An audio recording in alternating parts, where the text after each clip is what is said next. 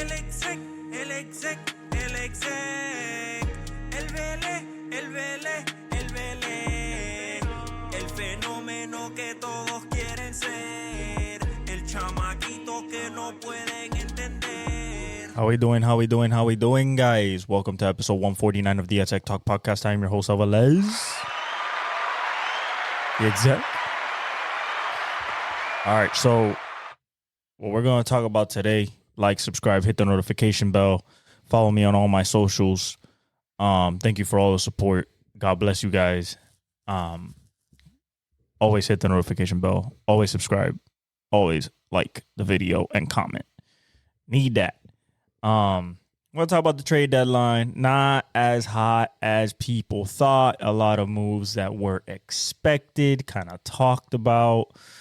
Some dumbass moves by dumbass teams for no reason. Nothing really exchanged hands of extreme value. No third round, no second round, no first round picks. It was not a seismic shift in any division or anything like that with the moves that were made. Just moves for depth, moves to improve contenders, and to just have more depth at, different positions for different teams, people that are somewhat punting on the season, getting capital back for drafts and this one, the next one, but nothing really changed hands. But before that, let's get to Kansas City versus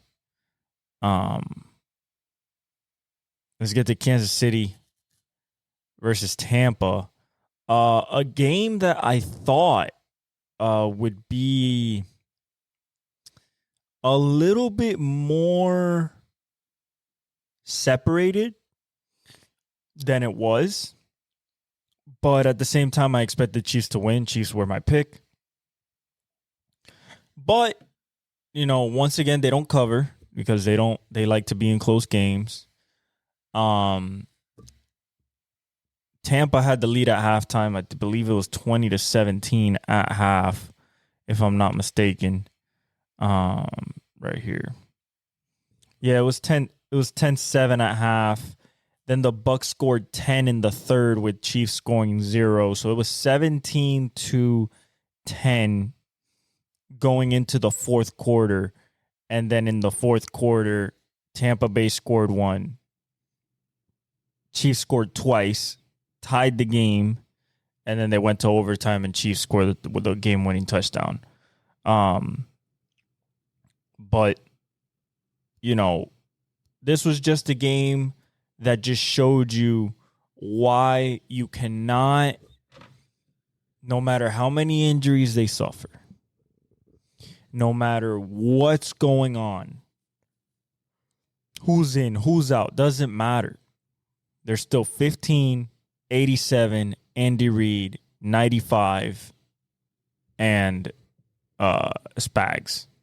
And as long as you got that, man, everything else is fine. But now add somebody else to the mix. Add D-Hop to the mix. He got really involved, as I expected after the first week of, kind of just finding his way and stuff like that. I think now they're really going to start using him. As for Tampa Bay, Baker went 23 for 31, 200 yards, 6.5 yards an attempt, 2 touchdowns, no picks, 2 sacks for 11 yards, a QBR of 64.8. Rating of 112.3. Bucky Irving, they ran the ball for 95 yards. They could have run the ball against this team. They threw the ball 31 times, so there was not a lot of, balance per se. Ran the ball 19 times. Cade Otton was their leading receiver, 8 receptions on 11 targets for 77 yards and a touchdown. Sterling Shepard was, Sterling Shepard, Baker's best friend and best target at Oklahoma when they were there. He caught 4 balls for 48 yards on 5 targets. I thought he would look for him more, but Kansas City has a really good secondary, so maybe they were trying to limit him. Trey Palmer caught 2 for 33 on 4 targets, and that was pretty much it. Ryan Miller caught 1 ball for 1 yard, and that was the touchdown. Josh Hayes recovered a fumble. They had 4 sacks. Kalijah Cansey, the second year D tackle out of Pitt, had 2 tackles. That's good. And then Vita Vea had 2 tackles. So the 2 interior defensive linemen had tackles. No picks.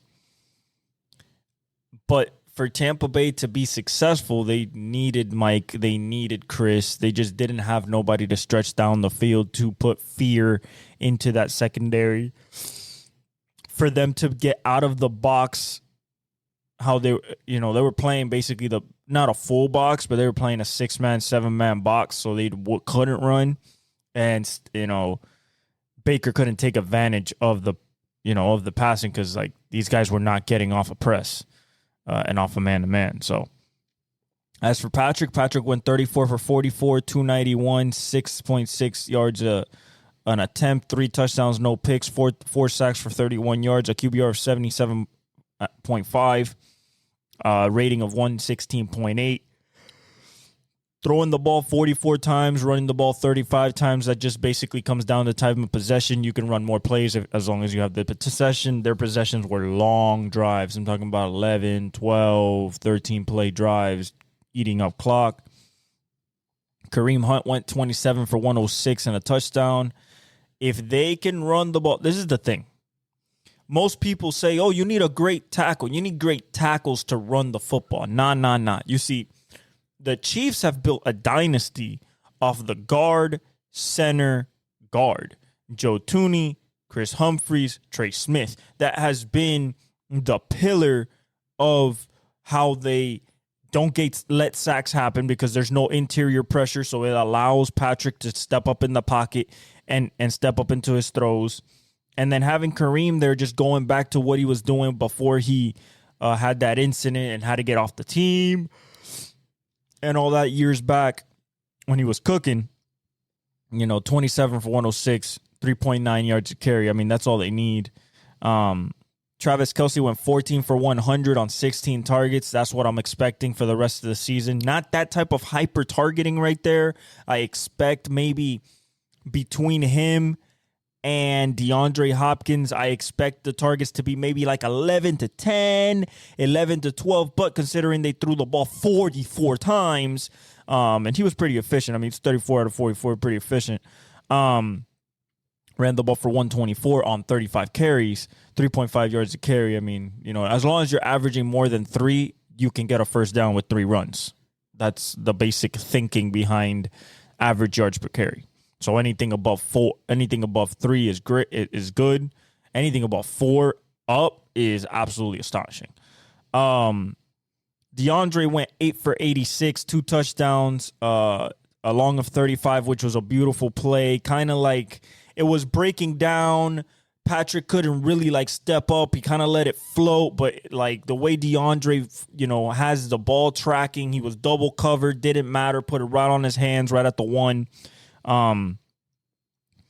And then he threw the game tying touchdown to him, and he threw the first touchdown of the game to him on a beautiful play, and then the game tying touchdown was on a 3rd and goal. Both of them were on 3rd downs. He was perfect on 3rd down this game, passing the ball. That's why D-Hop's there, the intermediate, the 3rd downs to help Travis. Justin Watson had 3 for 43. Samaje Perine 4 for 25 on 5 targets. McCole Hardman got hurt, came back 3 for 17 on 3 targets.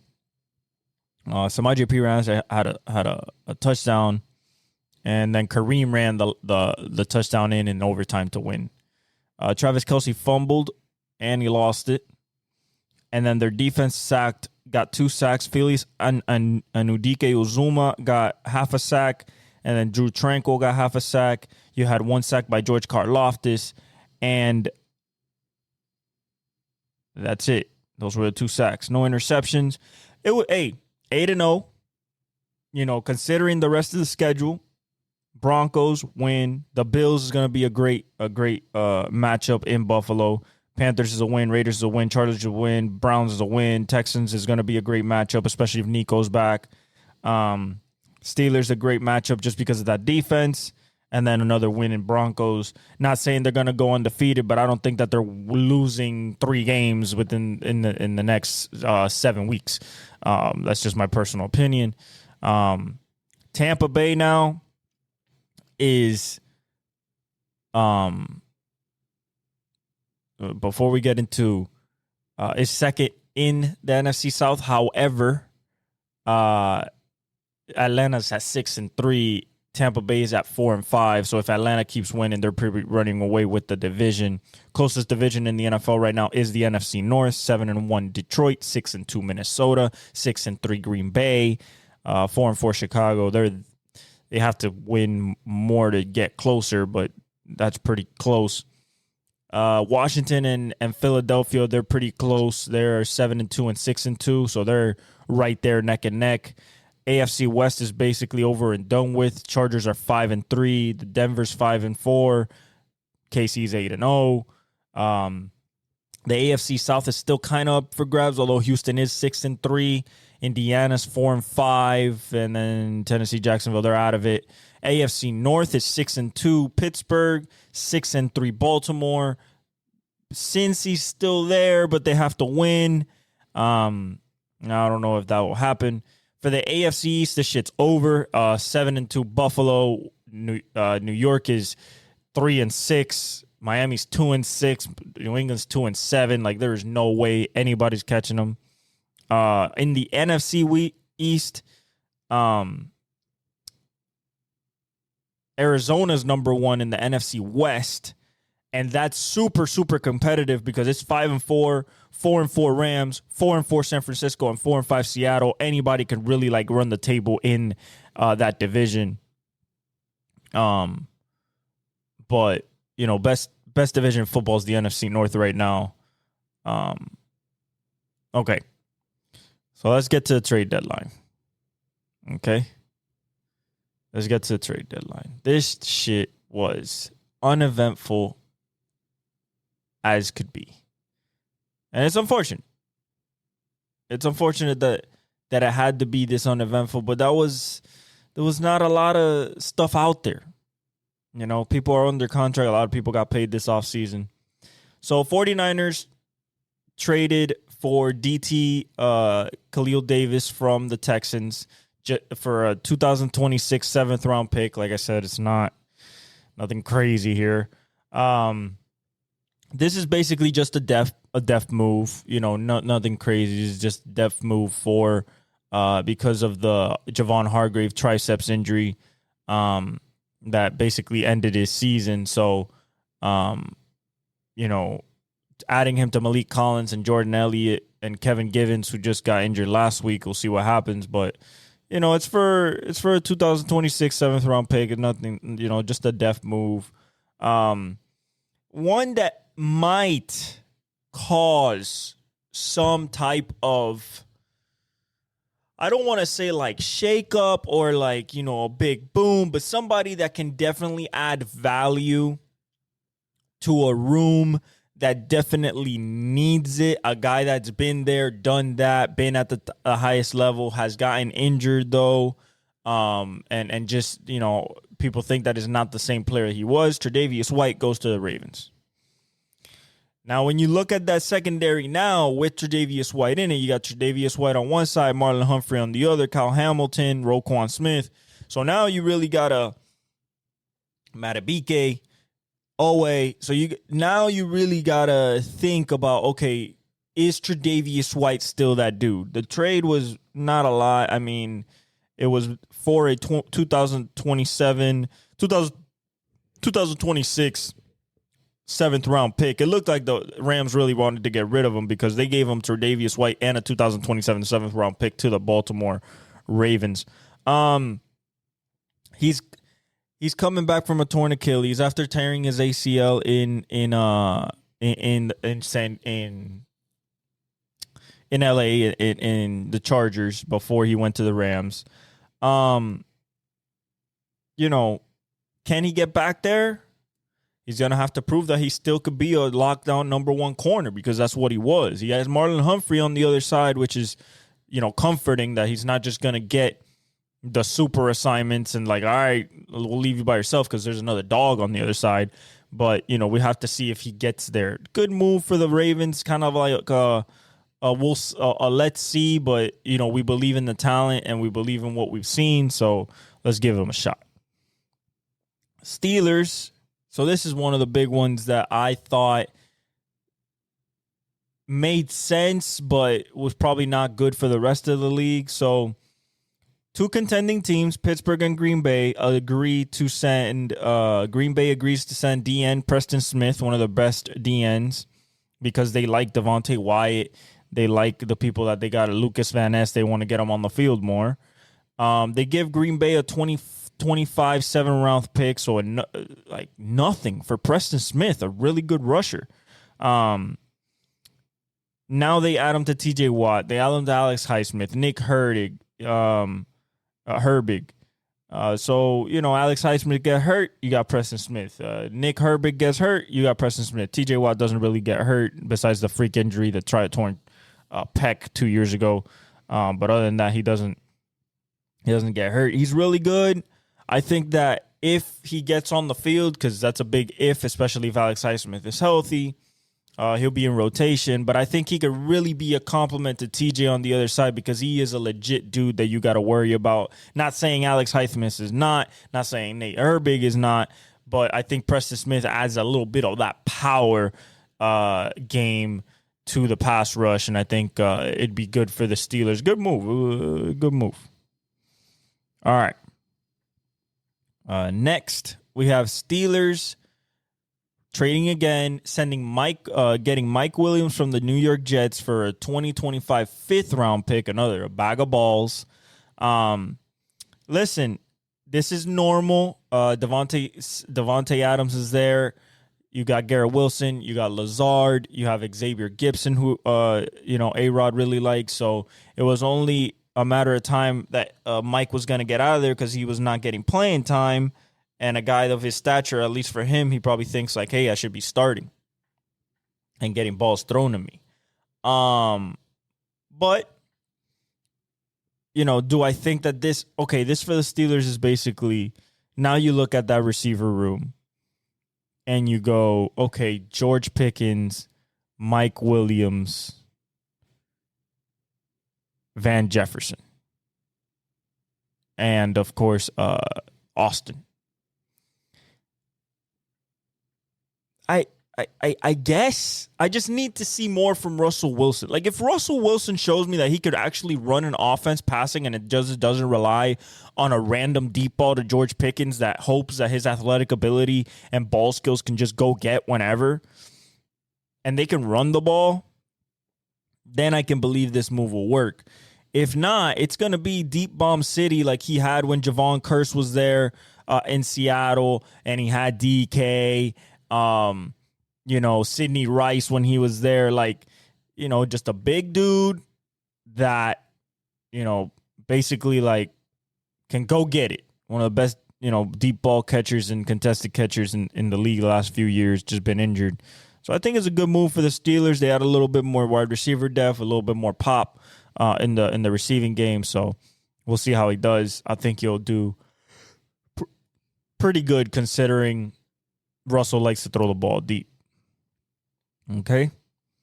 Next, we have the biggest trade, which was Commanders trading for Marshawn Lattimore, adding him to Mikey Sanders still and St. Juice.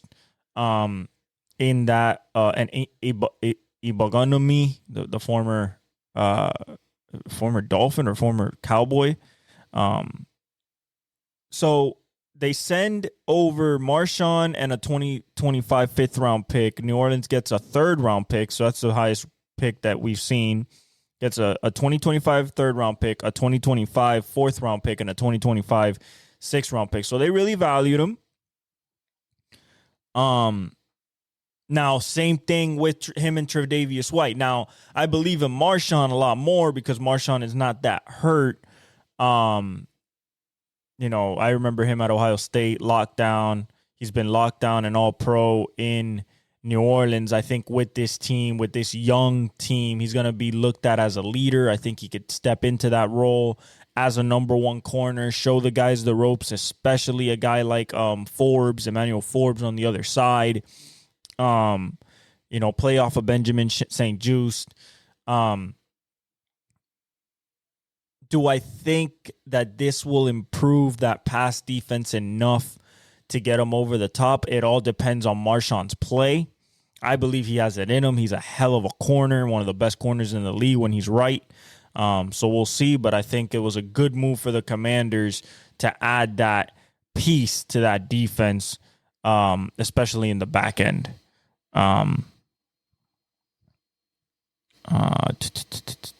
See. The next thing we got is Cowboy. Okay, so we're about to roast, all right? Because this. All right, first of all, you don't go get D-Hop. You don't go get Devontae Adams. You don't go get Deontay Johnson. Amari Cooper. Like Mike Williams. Christian Kirk but he got hurt. He's out for the season. So you don't go get none of those dudes, right? As the Cowboys, knowing that CeeDee Lamb is your only offense. But you think it's great to go after Jonathan Mingo out of Carolina because your draft grade on him was high coming out of Ole Miss a year ago. Meanwhile, this guy's caught 12 balls this year. And last year he caught 44. He hasn't shown nothing. He's a boomer bust type, can run the deep ball, is really fast, is big, needs hands because they're inconsistent. And so the Cowboys get Jonathan Mingo and a 2025 7th-round pick, and Carolina gets a 2025 4th-round pick. I don't understand. Like, for his career, he's caught 55 passes for 539 yards. He sits at 0.8 yards per route run. I mean, this is going to be your deep threat? This is going to be your deep threat. That's what you're going to do. Like, I think that Cowboys have become an official dumpster fire. Last year was the last Cowboy team that with that offensive line, but now that you're seeing Micah hurt, Lawrence hurt, the whole D-line hurt, this is where you're seeing the weaknesses of this team. They cannot really keep up with teams like that. And especially, that's talking about the defensive side, and that's because of injuries. If we're talking about the offensive side, you guys are piss poor bad at running the football. Like, you guys are shit at running the football. 32 out of 32. The Dallas Cowboys. Like, that is stupid to me. And then you go get Jonathan Mingo thinking that Dak is not even playing this week. He might be out a couple of weeks. You got Cooper Rush starting against the Eagles. You guys are about to get small. And then the last trade, the first one that came through, the last two that came through, Khalil Herbert, the former really nice running back out of the Bears. The Bengals get him maybe to do a two-back. You know, they have Zach Moss, they have Chase Brown, who's been running well, but maybe just add another just boost of speed with Chase Brown and Khalil Herbert. Khalil can catch the ball at the backfield as well. Maybe use him as a returner. So, you know, good little move there. I mean, it was for a 2025 7th-round pick. It's a bag of balls, you know. Zach Moss has a neck injury, so they needed to, definitely have another back there so Chase Brown is not just running himself into the ground. So I think I think that was a pretty good move for the Bengals. And last but not least, what we before the Baron Browning, which is, I mean, it was just okay, Baron Browning, but this one needed to happen. Lions land Zadarius Smith, Big Z, from the Browns. They get Zadarius Smith. They get a 2026 seventh round pick, and the Cleveland Browns get a 2025 fifth round pick and a 2026 sixth round pick, aka another bag of balls. Now, for the Lions, this was necessary. We've been talking about this for weeks at this point. People basically had this trade done, just had to get the right compensation. It gets done yesterday, a trade deadline day. This automatically makes the Lions a better edge rushing team now that Aiden Hutchinson is gone and can only come back for the Super Bowl. But this is more, I think, maybe a long-term play. Maybe if he plays really well, you can put him next to Aiden Hutchinson, because like next year you're not going to have a draft pick to go get one of those dudes that are coming out of college this year at the DN position to pair up with Aiden Hutchinson. So I think it's a good move. Zadarius Smith, they hadn't had any pressure coming off the edge from their D-line, except Aleem McNeil, since Aiden went down. So this is perfect fit here with perfect culture. I expect them to do really good. It's a good move for the Lions, and then for the Browns, that shit's a dumpster fire. He had to get out of there anyway. But I think it's a good move for the Lions, definitely, to get Big Z in there. And then, like I said, last but not least is Cardinals add Baron Browning from the Broncos. So two teams that are kind of in it. One that's a division leader. The other one's third in the third in the race right now. Baron Browning is a hard-hitting, fast, guy that they could put there in the middle to add a little bit more pop to that defense, even though they've been playing well. For a 2025 sixth-round pick, I mean, another bag of balls. They lost Dennis Gardeck to the Barbarian to a torn ACL. They had lost B.J. Ojulari, so those were the two premier pass rushers. They lost them both to knee injuries. So I think Browning, even coming off of IR, I think that they can put him at edge, and he'll have an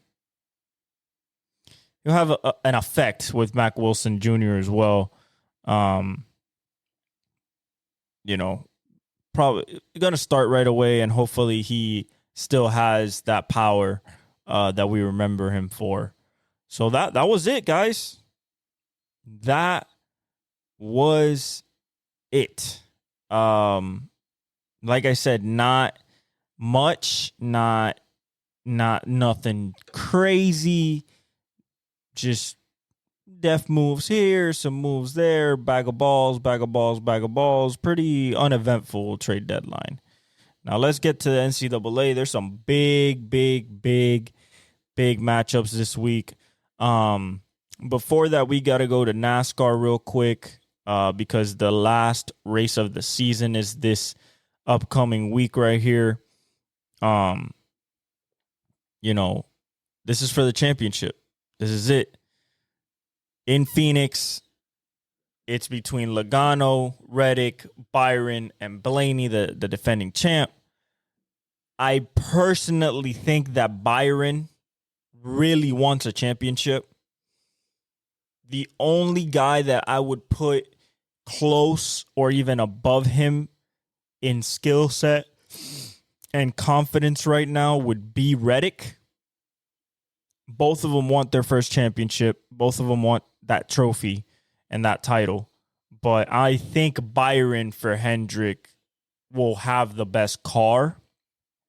And I think he's been in these championship battles before at Phoenix, so I think he will the cream will rise to the top, and I think William will win his first championship. All right, let's go to NCAA.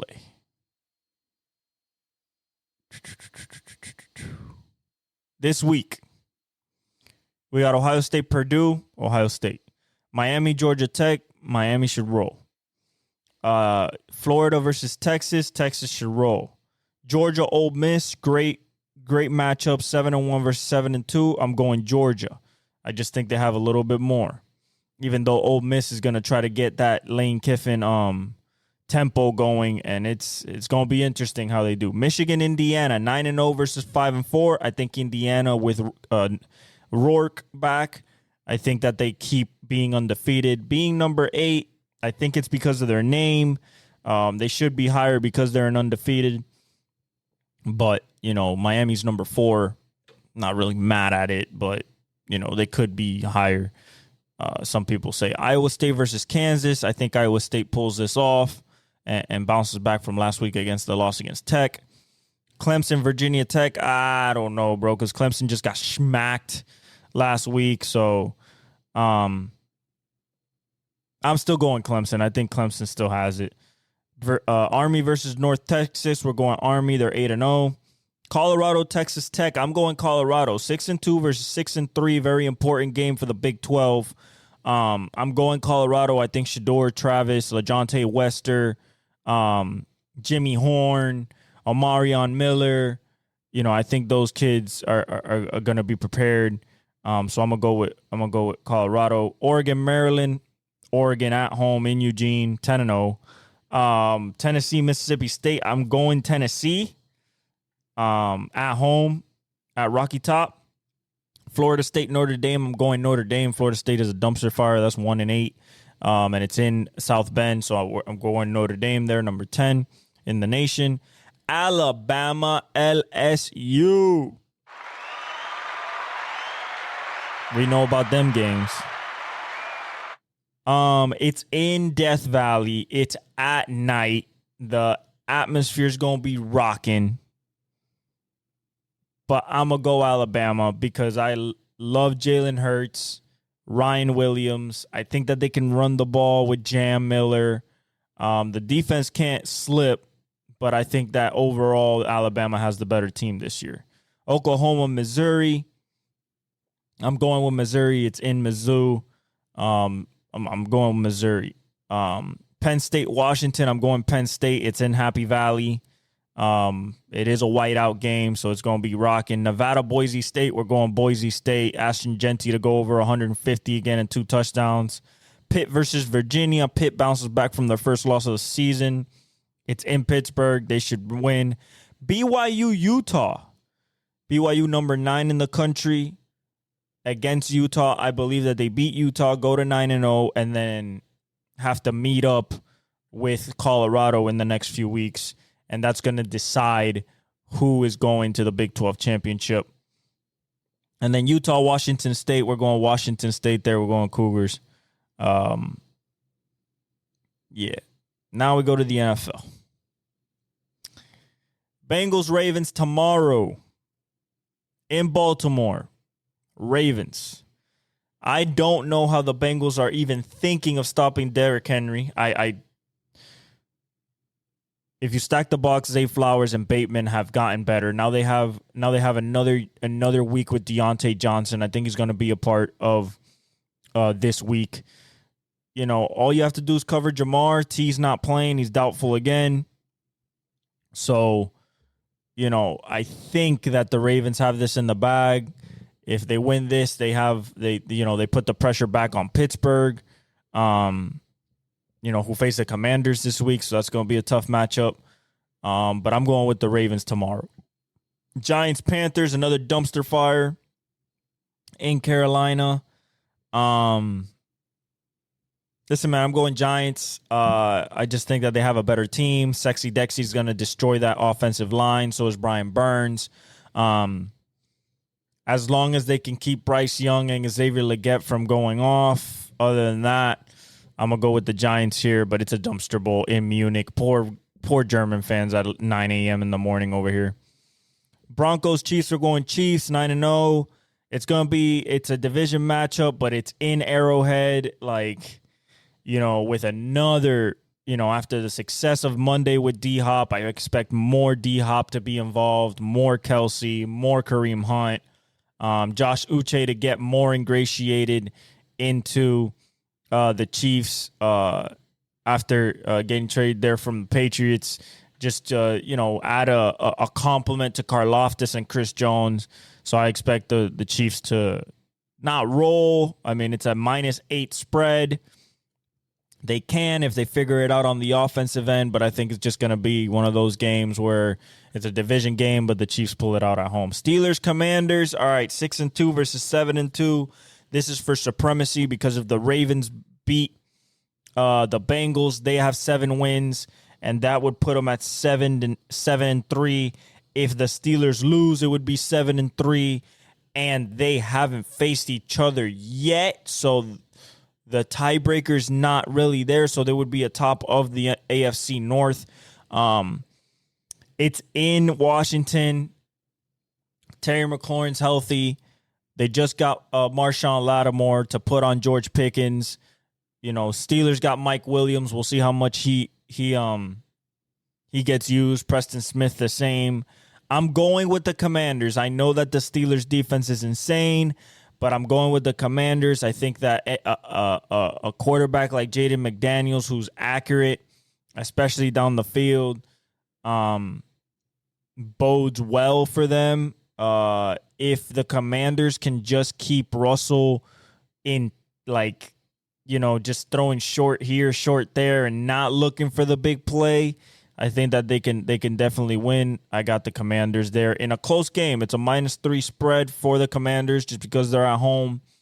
But I'm going with the Commanders. Vikings, Jaguars. We're going Vikings here. It's in Jacksonville, but we're going Vikings. JJ, Addison. You got Hawk back.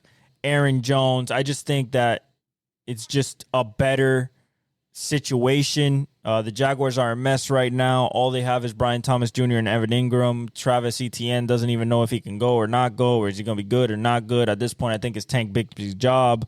The Jaguars' D-line is good with Josh Hines, Allen, and Trayvon Walker, but, I think that B-Flow is just going to confuse the shit out of Trevor Lawrence on defense, and it's a -4 spread right now for the Vikings, so I'm going Vikings. Falcons, Saints, we're going Falcons all the way. The Saints are a mess. Derek Carr is a mess. They just got rid of Marshawn Lattimore. They fired Dennis Allen. I just think it's a mess. I think the Falcons are playing great. I think Kirk is going to find Darnell Mooney. I don't know if Drake is going to play. He has a hip pointer. He should play. He still has Kyle Pitts. You still have Bijan. The Saints can't really stop the run. So I think that the Falcons get to 7-3 and kind of put this division away if Tampa Bay slips. 49ers, Buccaneers. Speaking of Tampa Bay, this is in Tampa. 49ers getting CMC back because he has practice this week. It's a -6 spread right now for San Francisco at 4-4. They need this game to stay close to Arizona if Arizona wins. So I'm going 49ers here. C-Mac back. You still got Debo. You got Kittle. And then on the defensive side, you still have Fred Warner. You still have your Nick Bosa. So I'm going to go 49ers there. Bills, Colts, we're going Bills here. I don't think this is much. AR is going to start again. It's in Indiana. It's indoors. I think the Bills are just going to throw the ball, run the ball.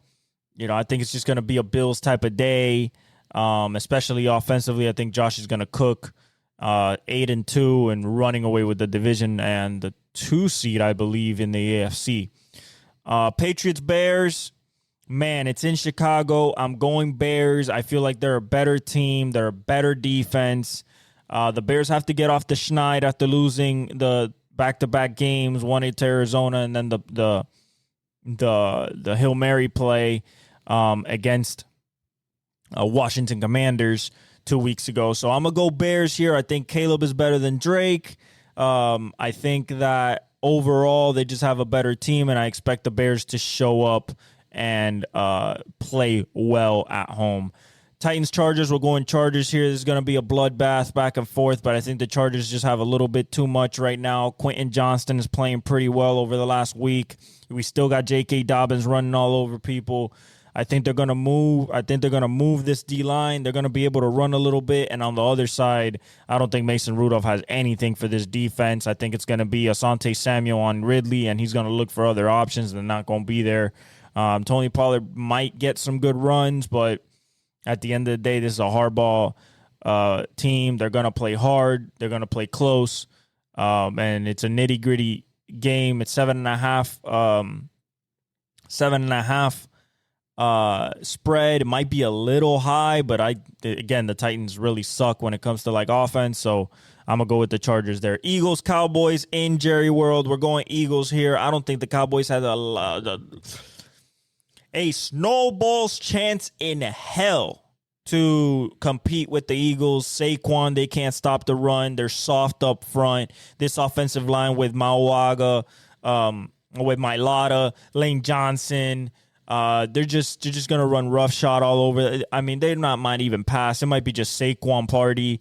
AJ Brown, I believe, is gonna play. If not, you still got Devontae Smith. You still got Goddard. So I'm not worried by any means in that department. I think it's just going to be a Saquon game, to be honest. I don't think the Cowboys have anything for this defense, especially up front. I don't think that they can block Jordan Davis or Jalen Carter right now. So I'm going to go Eagles there to take a commanding 2 seed, because I believe in the Commanders to go to 8-2. So a commanding 2 seed in that division, and then sending the Cowboys into a 3-6 spiral that it's done. That's it. Their season's over, and maybe they start selling off players, or trade deadline's done. So I don't know, but maybe McCarthy's on the line. So we'll see. Jets, Cardinals, big game for the Cardinals here to get it to 6-4 and extend that lead over the 49ers in the division. Against the Jets after a big win and using Garrett Wilson and using Devontae Smith. This is one tough one to call. Cardinals can run the ball. Jets can stop the run. It's in Arizona. I'm going to go Jets. This is the last chance I give them. It's because it's against the Cardinals. I believe in Kyler. He doesn't have the connection yet with Marvin Harrison Jr. I think that's going to hurt him because you're going against Sauce. So I'm going Jets on the road.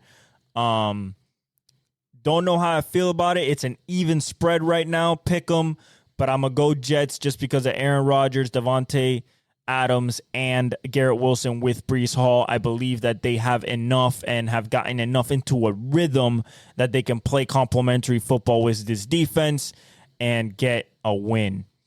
Lions, Texans. This is a big game. Sunday Night Football determines the Lions' head of the table stakes because of what the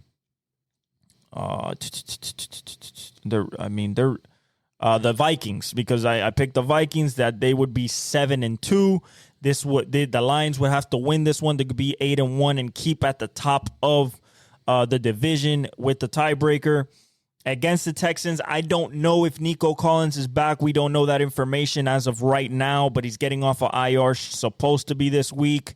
So if Nico is back, then it becomes a very interesting game because both sides have a really good defense.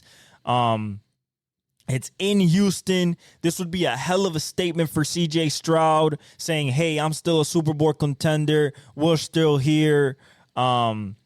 Joe Mixon, Jahmyr Gibbs, David Montgomery, Tank Dell, Nico Collins if he plays. J-Mo's back this week for the Lions after the 2-game suspension for PEDs.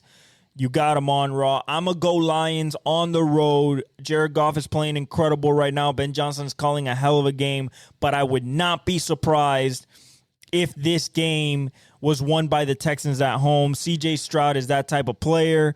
I believe that if Nico is there, it's going to be cause problems in that back end with Tank Dell. But not having Stephon Diggs is also a big blow.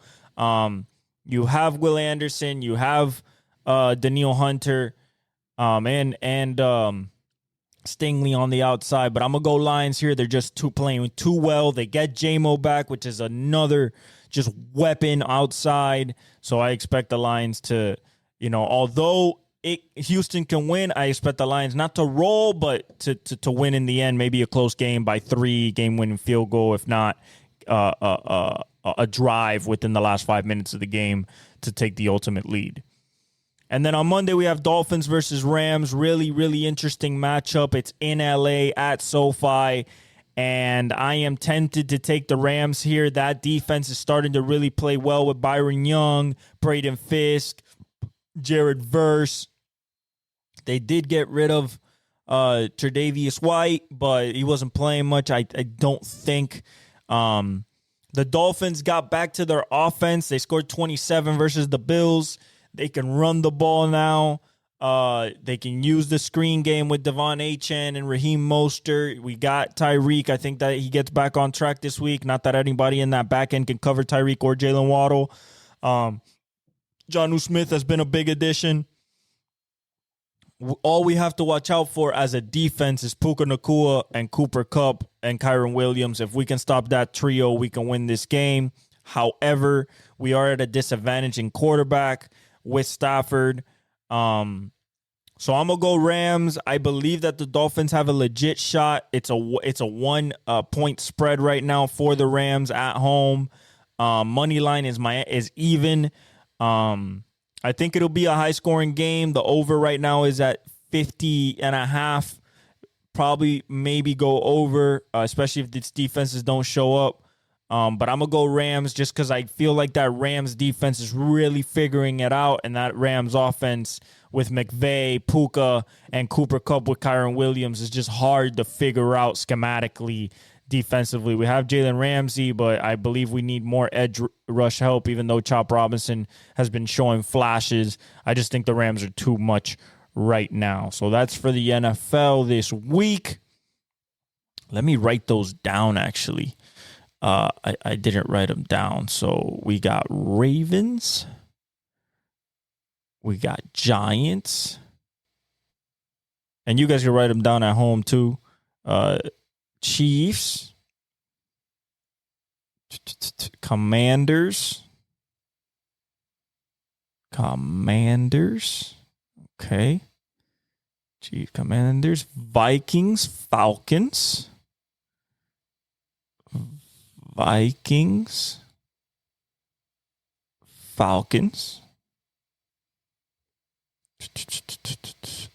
Bills. Oh, well, no, wait. Before that. 49ers, then Bills, and then come the Bears, and after the Bears we go Chargers and Eagles.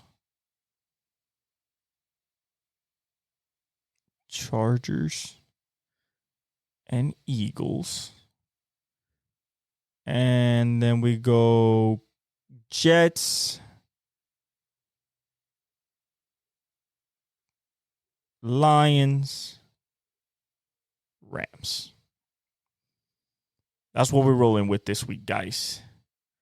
Now for the NBA, we're going to touch a little bit on the NBA. Scores that they stand today. They took a rest day yesterday. Scores that they stand. Rockets are beating the Spurs 127-99. That's over. Grizzlies 118-98 with 4:35 left in the fourth quarter against the Lakers. Seems like it's over, but we'll see. 4:35 left. Still can mount a comeback, but it's a 20-point lead. Cavaliers, Pelicans. Cavaliers are beating Pelicans 114-106 in the 4 minutes left in the fourth. Bulls, Mavericks 79-59 late in the third. Mavericks are winning. Thunder 66-55 against the Nuggets at halftime. Heat, Suns is 58-55 at halftime.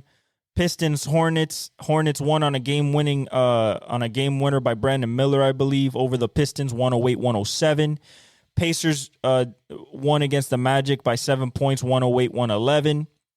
Hawks beat the Knicks 121-160, 116. The Warriors beat the Lakers 118-112. I was expecting that because the Warriors have been playing amazing basketball. Buddy Hield was a great pickup after the Klay Thompson left. Pajinski's playing well. Kuminga's playing well. Wiggins is playing well. Moody's playing well. Trace Jackson Davis is playing well. Draymond's playing well. And we haven't gotten a full version of Steph yet. We haven't gotten a 30-point game yet. We haven't gotten one of those iconic Steph games yet. And there's 6, 7, and 1. We'll get to the standings right here in a little bit. 76ers Clippers at 10. 76ers are 1-5. Paul George is playing tonight though. Returning back to the new LA arena, to the Intuit Dome, and then Raptors Kings at 10. Kings should win that. If we go to the standings right now, we have Cleveland still at 8-0 undefeated. Boston at 7-2 because they lost today. The Pacers 4-4, they're third. Brooklyn's still there at 4, they're 4-4. Miami is 3-3. They're fifth. Atlanta's 4-5. 6th. 7th is Chicago 3-4. The Knicks are 3-4. Still early at 8.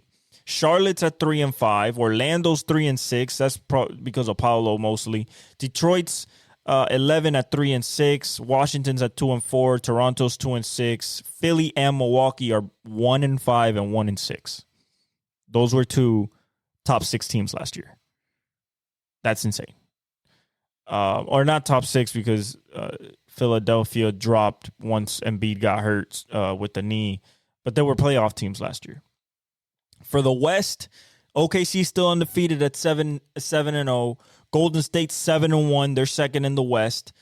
Phoenix is third in the West, 6-1. Houston's 4-3. They're fourth in the West. Lakers are 4-3, fifth in the West. Dallas is 4-3, sixth in the West. So not a lot of separation there between between 4 through 6, or basically all the way 4 through 8, 4 through 10. There's basically no separation. Dallas is 4-3, they're 6th. Minnesota's 4-3, they're 7th. Denver's 4-3, they're 8th. Sacramento's 4-3, they're 8th or 9th. Memphis is 4-4, they're 10th. The Clippers are 3-4, 11th. San Antonio's 3-4, 12th. Portland's 3-5. New Orleans is 3-5, which gotta figure that out, Zion. And then Utah's 1-6. They won their first game 2 days ago. If we go to stats, who's leading stuff right now? Anthony Davis is leading in points, 32, basically 33 points a game. Giannis is at 31. Tyrese Maxey's at 30, but he's by himself. Jason Tatum's at 30. Jokic is at 29, basically 30. Those are your top 5 offensive points right there. Scores. If we go to assists, we got Trae Young leading this early season at 11 assists a game. Nikola Jokic right behind him at 10.3. James Harden at 9.9, still being an elite point guard. John Morant 9.7, showing that point guard gene.